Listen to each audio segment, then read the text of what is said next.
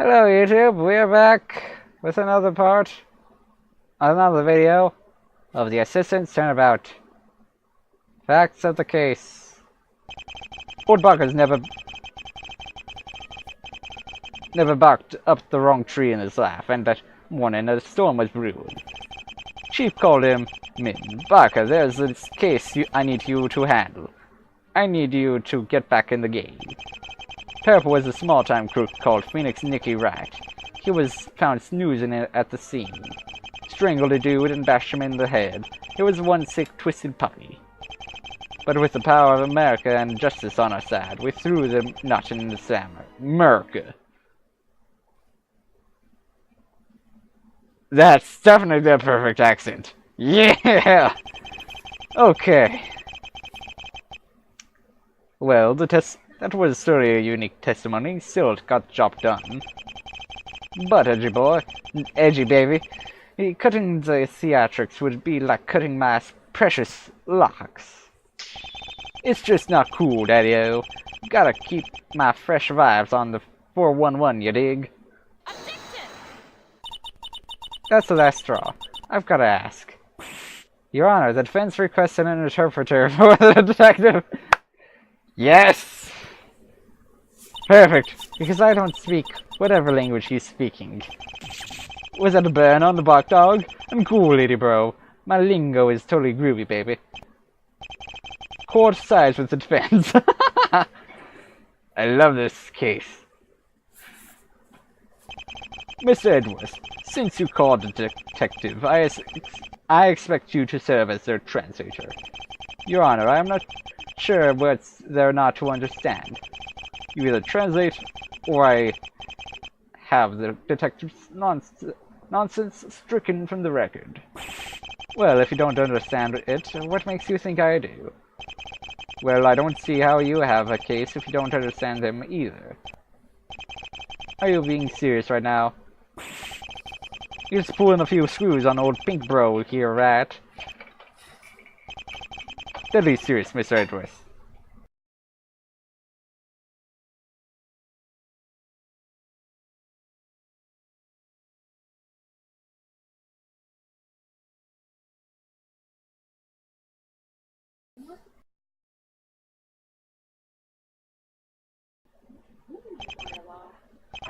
Very well, Your Honor. I will translate to the best of my ability.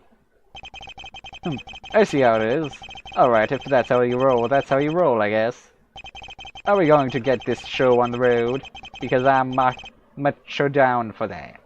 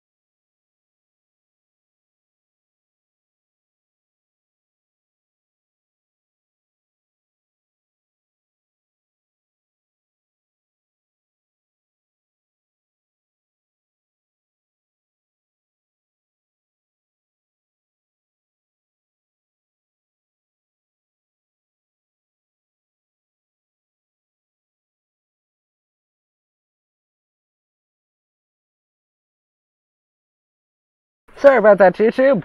Let's begin the cross-examination.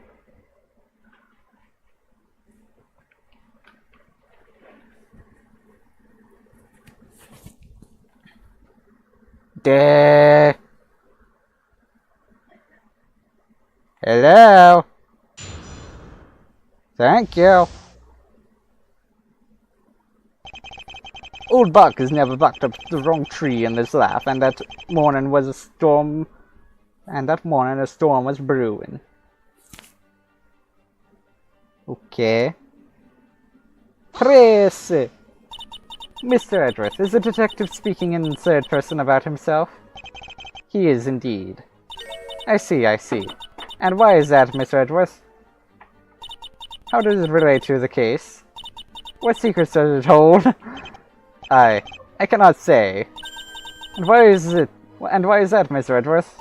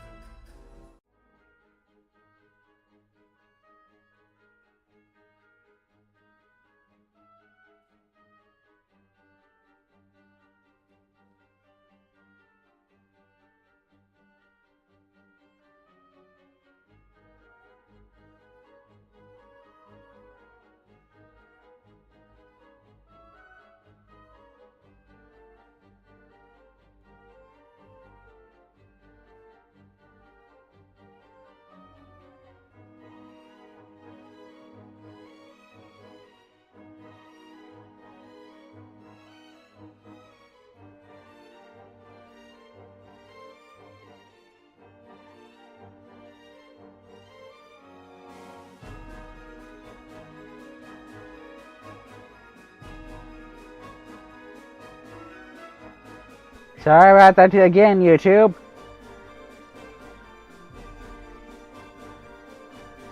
Why is it that you cannot explain this clearly crucial fact that the detective speaks in third person? Are you suggesting that you cannot explain the facts of your own case?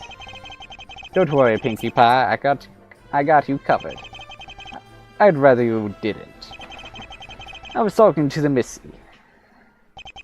My response is the same.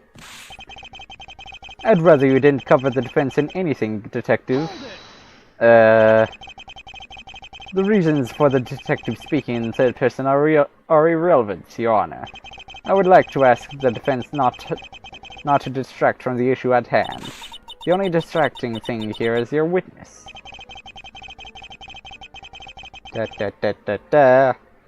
Press! In English, please. Miss, you saying that I don't have the great language of America down is getting downright insulting. America isn't the only country that speaks English, you know. Oh, you're good. Ha! You're right. Your lingo isn't even consistent. You say something, Miss Prosecutor? Look, the gist of what the detective said is this. I was given the case by the Chief of Police after a long hiatus. Does that explanation satisfy you, Miss Rye? Yes. Am I seriously spacing out so bad I can't remember what hiatus means? What? Really?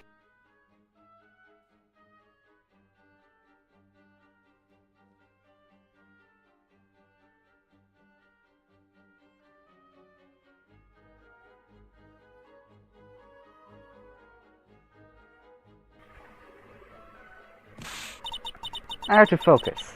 Now is not the time to get distracted. Got it, brain? This probably isn't how I imagined things would go, but that's usually how things are. Come on, come on. You're a lawyer, you're a lawyer, you're a lawyer. You seem distressed, Mr. I. Well, you seem tired, but you don't see me bringing it up. Oh, snap. We got a frisky one here, it seems. Sorry. Proceed, sir.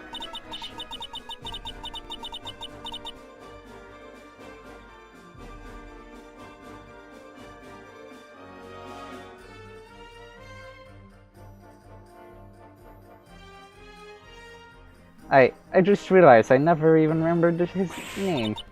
How am I sucking this bad? Blah blah blah blah.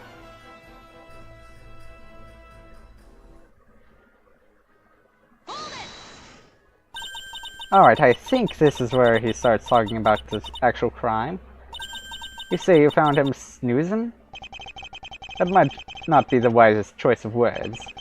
When Mr. Wright was found on the scene, he was, in fact, fully conscious. He was, however, lying on the ground, giving the impression that he was not. Why would he do that? To corroborate his ludicrous explanation of the events, I imagine. I don't think you buy it, Captain.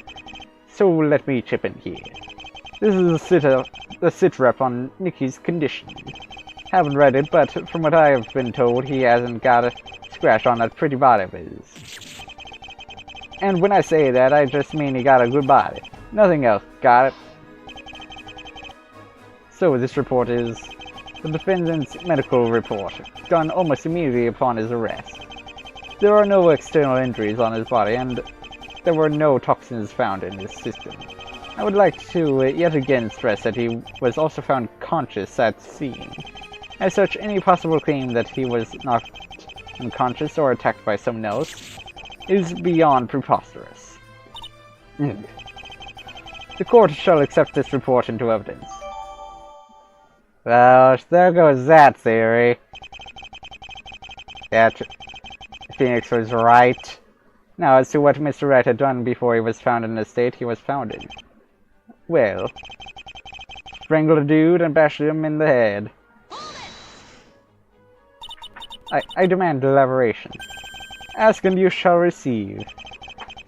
Let us go point by point, shall we? The prosecution would first like to present Mr. White's autopsy report. As you can see, the detective's statement stands true. He was indeed asphyxiated. You may ask with what, to which there is a simple answer. Nicky's very own belt. We found it tightly wrapped around the poor sap's neck. Fingerprints confirm it belonged to him, and he even admitted to it as much himself. What? Nobody said anything about that. But it gets better. As the report might suggest, Mr. White suffered head trauma post-mortem. This is due to the fact that your client hit it against the steel bed. And why on earth would he have done that if White was already dead? That is where it gets a bit grotesque, I'm afraid. Mr. Wright took some of Mr. White's blood and smeared it against the back of his own head. What? That's monstrous. Why would he do such a thing? We believe it was done to give the impression that he had suffered an injury of some sort. Why would he do that? To make it appear as if someone else had been on the scene, obviously. But that's stupid. Why didn't he just hit himself with something? The idea came from the same rational mind that decided to kill a man in a highly secured prison. You may not wish to believe me, but the evidence is there. The blood was found literally on his hands. And if that's not enough for you, here. It's a pic of this crime scene. Took it myself.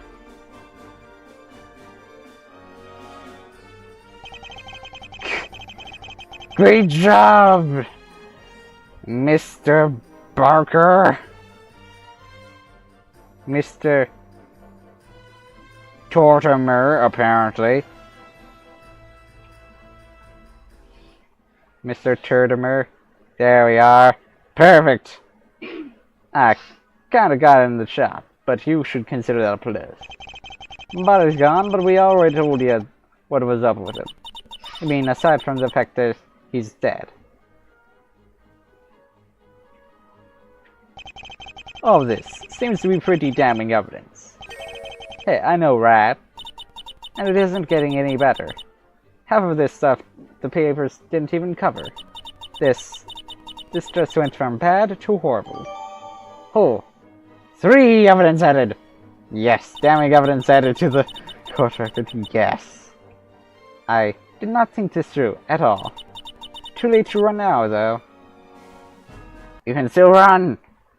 But that would mean that Phoenix Wright would be found guilty. Alright then, this is essentially the prosecution's entire case. According to them, he scheduled a meeting with White in his cell and killed him. Specifically with his belt, which was found around White's neck. After which he hit White's head against the bed and put White's blood on the back of his own head.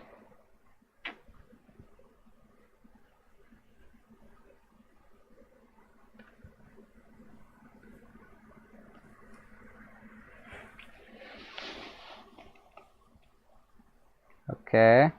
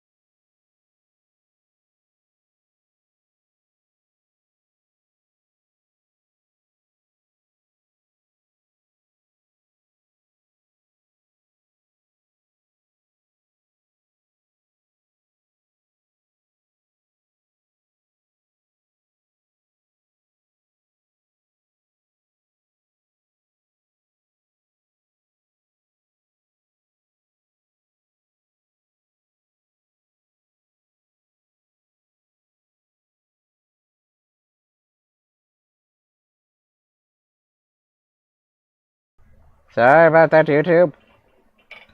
My sister is annoying, so...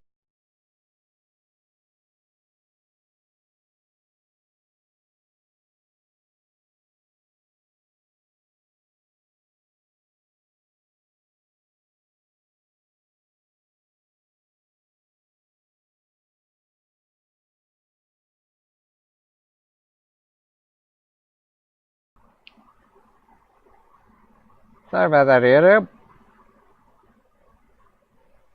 My sister distracted me for a while there. Anyways, I was going to look at this picture, this photo, but there's blood here. Then there's this, and then there's Barker McAttentionberg. After which he hit White's head against the bed and put White's blood on the back of his own head. This was apparently done to appear as if he was knocked out. After this, he lied down and pretended to be unconscious, which in actuality, according to this report at least, he wasn't. Pretty much proving that what he told me is a complete lie. How am I supposed to defend him if he's clearly lying to me? What I still don't understand is why he's lying to begin with. Nothing he's done or said so far is making any sense. And I'm really starting to think that I could add murder to the list of those things. But I can't. I won't. Well, from what I've managed to understand, this testimony alone seems pretty decisive. You say that like you doubted it. Bleh. Jeez. You say that like you doubted it. Well, if he did, he has to again. And soon. You seem eager to add something, Mr. Rye. I do. Detective, you said a lot of stuff, but the thing is, if you are to go by your story, then my client is completely insane. Your point? No, I mean, his actions are completely illogical. First off, you say that he wanted to make it look like he was knocked out. That someone else had done the crime. But given the circumstances, nobody would have assumed that. I mean, think about it. His boat was still found around the victim's neck. And sure, while he might have appeared to have been hurt, bruise that would have been discovered in, well, 2 seconds. Which it was, according to you. It doesn't add up. No rational mind would have done something like that. It sounds to me like you're making an insanity plea. No, I'm making a plea for common sense. My client is not insane. Nothing I've seen, or anyone else for that matter, suggests that. And yet, according to you, he did things which are completely illogical. If he was really guilty, how come he didn't just take his belt and leave? At least then his chance of being caught red-handed would have been lower. But probably not by a whole lot, but still. It would have been more reasonable than to do what you claim he did. Yes, that is precisely what he did. Says you. But there are other, far more sensible explanations here. Such as... Well, isn't it obvious? Somebody else could have been that Canadian man singing the same song of a magical girl anime assisted by Canadian Batman is behind us. What? Yes! Yes! Ah! Why do you just click that answer? Why not? Not good enough! Do you think this is some kind of joke? Do you not want to win? Don't you get this, that this is a super serious game? With doors and death and anime hair? Honestly, what did you expect would happen? Some sort of Easter egg? A funny little joke? Did you think that this was made by crazy people who put complex coding in for no reason? Utter hogwash. The joke answer wasn't even funny. In-jokes and absurd nonsense aren't funny. Why on earth did you think you would be rewarded for this utter buffoonery? In fact, I'd say you deserve to be thoroughly punished for your tomfoolery instead. Repeat after me. Joke answers aren't funny. I will never click on them again. No. Wrong! Do it again, from the start. Aww.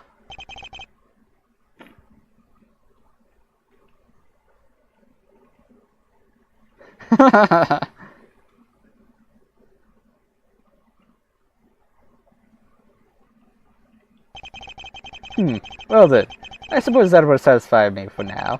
Very well then, go on with your game. Just don't do that again.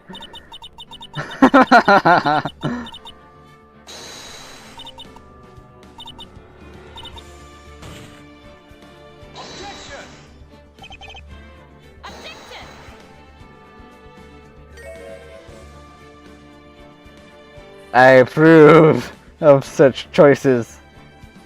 Somebody else could have been there. Somebody else could have been there. I mean, there's nothing to say otherwise. Actually, it would explain a lot. After all, my client did say he saw someone at the scene. The defense argues that there was a third party present at the scene. Ridiculous. And that's putting aside the obvious convenience. After all, didn't your client also claim that he was knocked out by this assailant? A claim which, I need I remind you, was just proven to be a lie beyond any doubt. That's not a fair argument. That claim's validity has no bearing on the validity of the current claim. Heck, I actually sounded like one of those fancy TV lawyers for a second there. I think.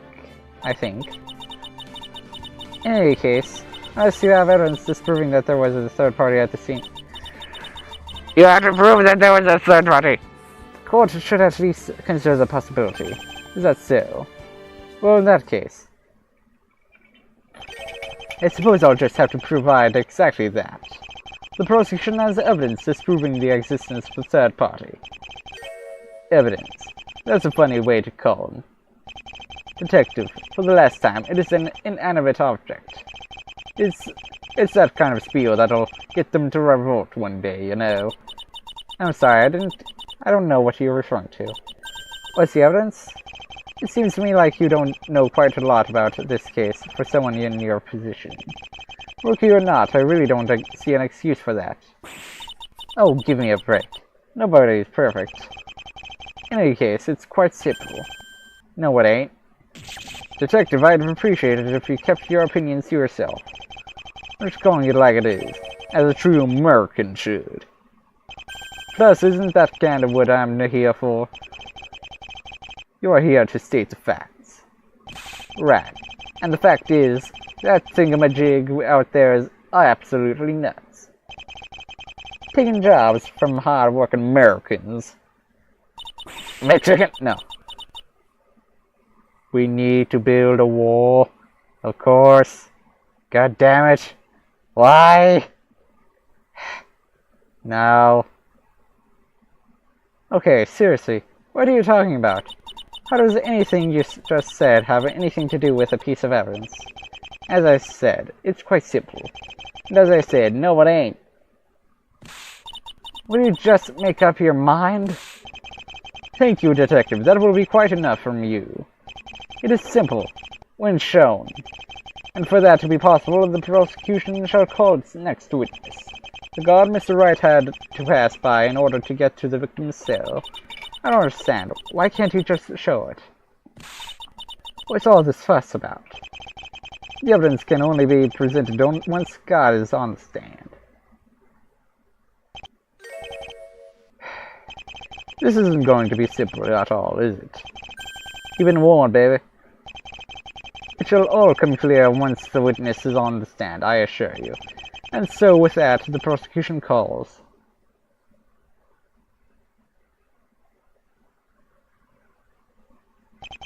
I apologize. I think my eyesight is failing me. Either that, or I've forgotten to take my medication. Chances are that neither is the case, Your Honor. No. Way. Witness, please state your name and occupation for the court. No way. What?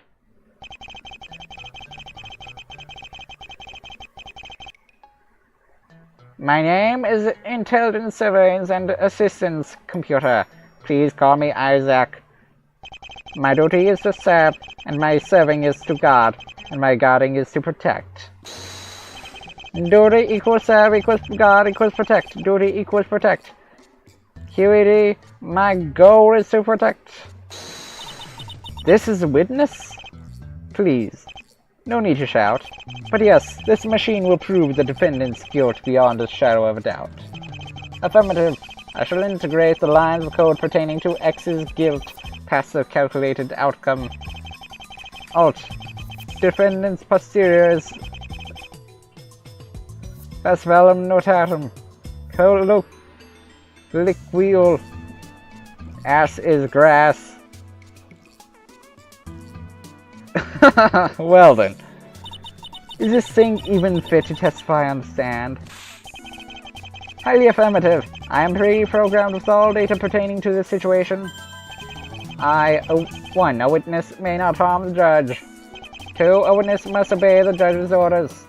3. A witness must protect themselves unless doing so would conflict the law or their testimony. And then there's the sacred zeroth law. Oh, I think I know this one. A witness may not harm the court, or by inaction allow the court to come to harm. That is incorrect. A witness may not bribe the judges, or be used to bribe the judges. That's a funny rule. I mean, I doubt that any self-respecting judge would take a bribe. Or that anyone would be so blatant as in their bribery. Am I the only one who finds this entire situation ridiculous? It's simply because you weren't properly informed or prepared for this to occur. I assure you, this entire situation follows perfectly logically from my point of view. Just think of the witness as any other witness, and it'll be over soon enough. I'll try my best. I mean, no matter what you might say, there's still the parrot. Right. References to the original games. The parrot. Yay. No matter. Witness, please give us your testimony. Request noted. Preparing to dispense item. Fatal testimony.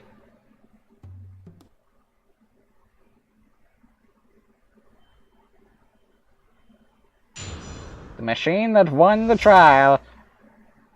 Well, I'll see you in the next video, YouTube. Goodbye.